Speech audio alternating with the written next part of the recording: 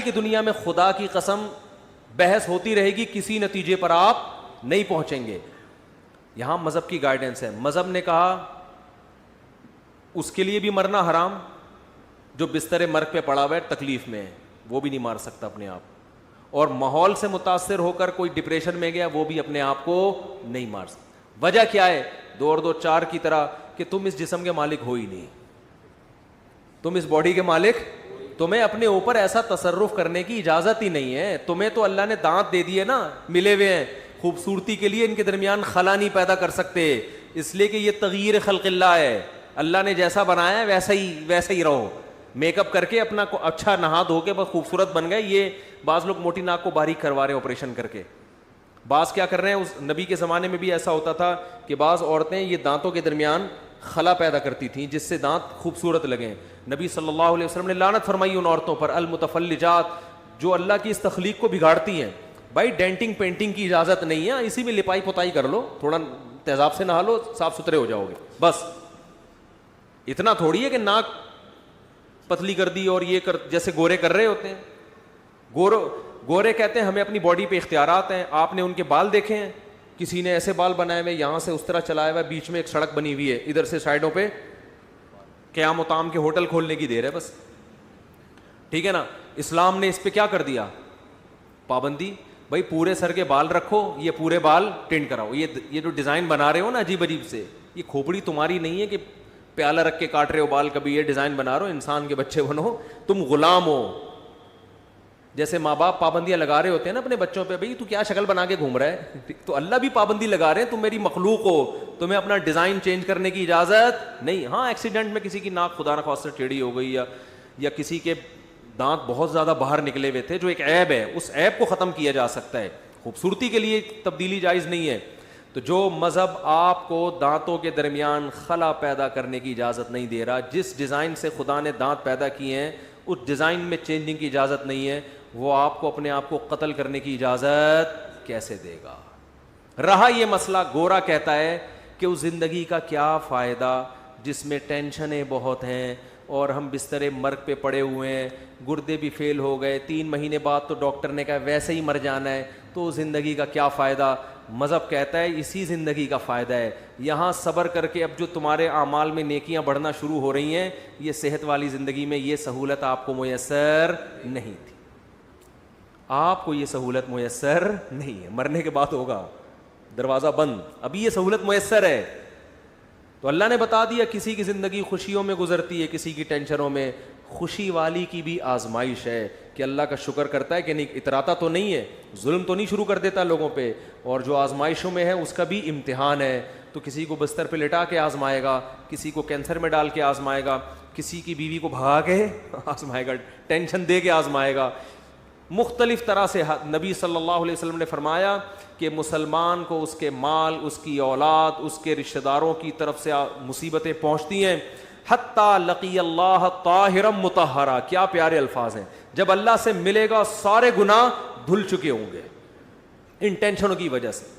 تو جتنی لمبی زندگی ہے بھائی, ڈاکٹر نے 6 مہینے کہہ دیا کہ مر جائے گا, تو آپ کو پہلے مارنے کی اجازت نہیں ہے.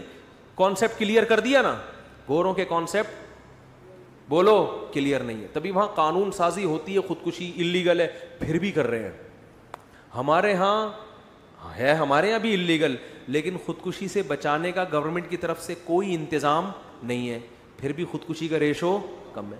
میں آسٹریلیا میں گیا نا, جتنے ایسے پوائنٹ ہیں نا وہاں پہ جہاں سے کوئی گر کے اپنے آپ کو مرا سکتا ہے, وہاں انہوں نے باڑ لگائی ہوئی ہے, بندہ نہ جائے یہاں پہ.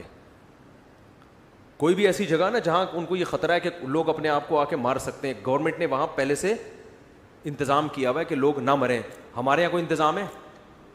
ہمارے یہاں مارنے کے انتظام ہے. بارشوں میں کھمبے سے چپکنے کے پورے انتظام ہے, پھر بھی جتنے لوگوں کو چپکنا چاہیے اتنا چپکتے نہیں. خودکشی کرنے والوں کے پاس تو بڑا اچھا آپشن ہوتا ہے بارشوں میں, کسی بھی کھمبے سے عید ملو جا کے, بدنامی بھی نہیں ہوگی اور آپ مر بھی جاؤ گے. کیا خیال ہے؟ کراچی میں بارشوں کے دنوں میں کسی بھی کھمبے سے آپ عید مل لیں, واپسی کھمبا نہیں, آپ چھوڑ دیں گے, کھمبا نہیں چھوڑے گا آپ کو.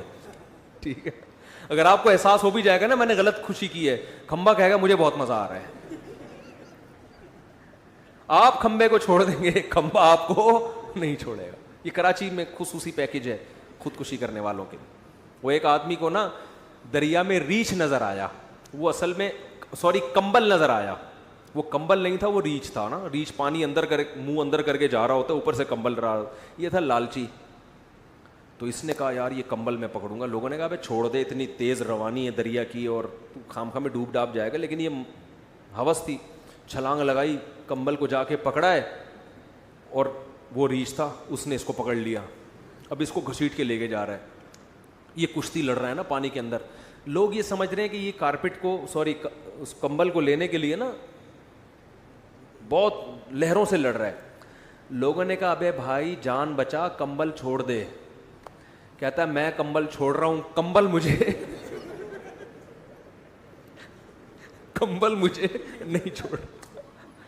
تو کراچی کے کھمبوں سے عید ملیں گے جب آپ بارش کے دنوں میں, چاہے خودکشی کی نیت ہو, اگر وہ نیت تبدیل بھی ہو گئی آپ کھمبے کو چھوڑیں گے, کھمبا آپ کو نہیں چھوڑے. تو کتنی فیسلٹیز ہیں ہمارے یہاں خودکشیوں کی, اتنے سارے انتظامات ہیں, اس کے باوجود خودکشی کا ریشو الحمدللہ کم ہے. کیوں؟ مذہب کی گائیڈنس ہے. بھائی ٹینشنوں سے بچ کے اپنے آپ کو مارو گے نا, اس سے بڑی ٹینشن میں آؤ گے, بچو گے نہیں. آزمائش میں وہاں ابھی تو تسلی ہے, شاید وہاں کچھ اچھا ہو جائے, ٹھیک ہے نا, یہ تسلی بھی کیا ہو جائے گی, ختم. بہت ساری چیزوں میں گائیڈنس کی ضرورت ہے, مذہب کے علاوہ کوئی گائیڈ نہیں کرتا. اس لیے میرے بھائی وہ جو ایتھیسٹ نے کمنٹ کیے تھے نا کہ یہ نان سینس باتیں کرنے والا مفتی, اس کے 1 ملین ویورز, اور اتنا بڑا سائنسدان اس کے 5000. وہ سائنسدان مجھ سے بڑا ہوگا یقیناً, وہ گردوں کی بات کر رہا ہے, وہ پھیپھڑوں کی بات کر رہا ہے. پھیپھڑا ہر آدمی کا مسئلہ نہیں ہے, مذہب ہر آدمی کی ضرورت ہے. تبھی آپ دیکھو رسول اللہ صلی اللہ علیہ وسلم امی تھے, لکھنا پڑھنا بھی نہیں جانتے تھے. قرآن کہہ رہا ہے وما تخطہ بیمینک, ایک لکیر, ایک الف آپ نے اپنی زندگی میں کبھی اپنے ہاتھ سے نہیں لکھا. الف جس کو آج کی زبان میں اے کہہ سکتے ہیں, اے اور بی کا فرق نہیں جانتے تھے. دنیا نے سب سے زیادہ فالو کس کو کیا ہے؟ محمد صلی اللہ علیہ وسلم, جو نہ لکھنا جانتے اور نہ پڑھنا جانتے, نہ کوئی آپ کی کتاب ہے. وجہ کیا ہے کہ جو پیغام لے کر آئے اس کی ضرورت ہر ایک کو ہے. تو ہم سے پڑھے لکھے ہیں بھائی یہ ڈاکٹر بھی. میں تو ڈاکٹروں کی جب مجلس میں بیٹھتا ہوں میں کہتا ہوں یار کتنے ایجوکیٹڈ ہے. ابھی کچھ دن پہلے بڑے بڑے ڈاکٹروں جمع ہوئے تھے, مجھے بھی بلایا تھا انہوں نے, اللہ انہیں جزائے خیر دے. میں ان کی نالج دیکھ کے بڑا متاثر ہو رہا تھا. یار ان 2 گھنٹے آپریشن کر رہے ہیں, پتہ نہیں اتنا مشکل آپریشن ہے. ہمارے کوئی ریلیٹیو تھے, پیشنٹ تھے نا, وہ ہاسپٹل میں ایڈمٹ تھے, تو ڈاکٹر نے مجھے بھی گائیڈ کیا, وہ میرے ریلیٹیو تھے, تو مجھے بتایا کہ ان کو یہ بیماری تھی, کیسے بیماری ٹریس کی انہوں نے, ٹیسٹ میں نہیں آ رہی تھی, کیمرہ ڈالا پیٹ کے اندر, اس کیمرے نے ساری چیزیں تصویریں لی, بتایا یہ انڈر سیٹنگ آؤٹ ہوئی ہوئی ہے, پھر یہ سیٹنگ صحیح کیسے ہوگی. وہ کتنا مشکل پڑھنا پڑتا ہے یار اس کے لیے. میں تو بڑا قائل ہوا ڈاکٹر صاحب کی عظمت. میں نے کہا یار آپ تو بڑا مشکل کام کر رہے ہیں. لسنر کس کے زیادہ ہیں؟ ہمارے زیادہ ہیں. وجہ کیا ہے؟ ہمارا کمال نہیں ہے, ہمارا کمال نہیں ہے.